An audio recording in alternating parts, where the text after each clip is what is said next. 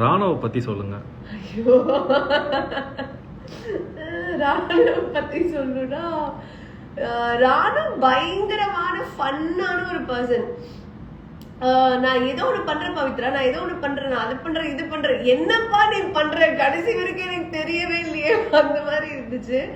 ஒருவேளை ஜாலியா இருக்கும் ஒரு ராணுவம் இருந்துச்சுன்னா.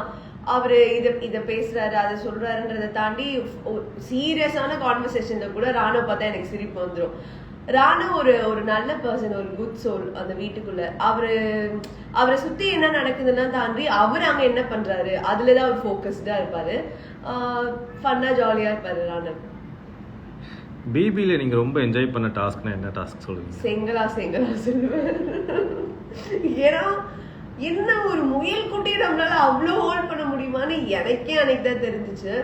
அந்த டாஸ்க்ல அவ்வளோ பேர் என்னை இழுத்தாங்க, நான் அப்படியே பிடிச்சிட்டே இருந்தது எனக்கே ஆச்சரியமா இருந்தது. பரவாயில்லையே, நம்ம கொஞ்சம் ஸ்ட்ராங்கா தான் இருக்கும் போலயே அப்படின்னு நான் யோசிச்சது செங்கலா டாஸ்க்ல தான். ஸோ எனக்கு அந்த டாஸ்க் ரொம்ப பிடிக்கும்.